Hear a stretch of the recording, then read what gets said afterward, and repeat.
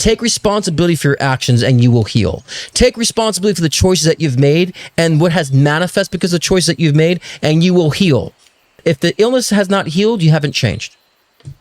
Period. Done deal. Let's not make this any more complicated. Let's not overly mystify healing now, shall we? It's very simple. We move energy by intention and by action. We intend and the action solidifies it. That's the magic of this physical reality. Intention is the direction and action is the manifestation. You can intend all you want. You could sit on your couch all you want, praying to the God. You can sit all you want, writing your affirmations. If you don't crystallize that with action, you ain't going to change anything. Nothing. Okay? And there needs to be a loud voice saying this because there's so much fluff out there that's keeping people in this hoping, praying hands mode. You should get out of this praying hands and be open and saying, I'm ready to conquer my life, conquer my world, and take responsibility. Because that's the fun, actually. When you recognize you have the power to shift and change, that becomes fun. It becomes empowering. You stop seeking things. You stop seeking validation through people, and you start validating yourself because what you're doing and the actions you are behaving becomes evident in your external world that what you're doing is actually working in your favor because you intend to it. And you tend for it to be. The things I talk about, I've experienced. I don't talk about things I haven't experienced. And at 16, I saw a counselor and a therapist after going through conversion therapy. And then that guy told me I need to write a book at 16. Okay. And I've been through massive amounts of traumas following suit of this, including suicidal ideation, agoraphobia, anxiety. Okay. Sexual repression, sexual abuse. I can go on.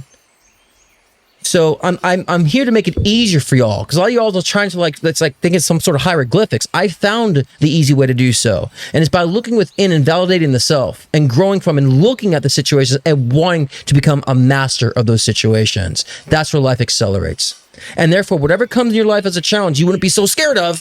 You'd be ready to fight it and ready to confront it.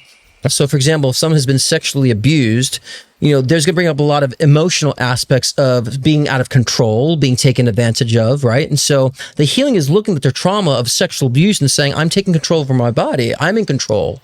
I'm not going to be a performer for anybody else. I'm living my whole life. I'm taking refuge of my own being. And also understanding how much there is about self-love and self-respect in that process. It's the recognition of what the emotion, what the trauma is bringing out of you and solidifying that. A lot of people, fall victim of sexual abuse because they simply don't say no or they're feeling powerless in a sense. Because villains are looking for their prey. They're not looking for someone who's loud and going to fight back. They're looking for someone who's going to just shut up and be frozen. A villain is not looking for someone who's going to fight back and be all loud and draw attention, right? And stand up for themselves. Usually villains are not looking for those people.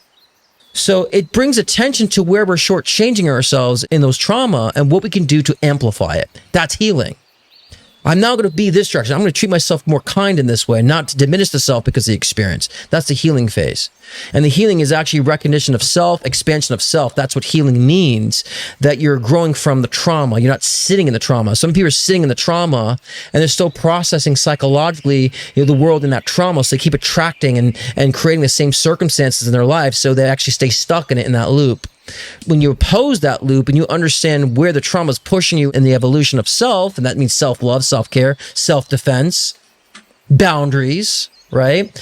Then you heal because you've actually replaced the negative with the positive. That's the duality. You've taken the negative experiences and you've actually expanded into the positive experience. You recognize the duality of the bigger picture of such.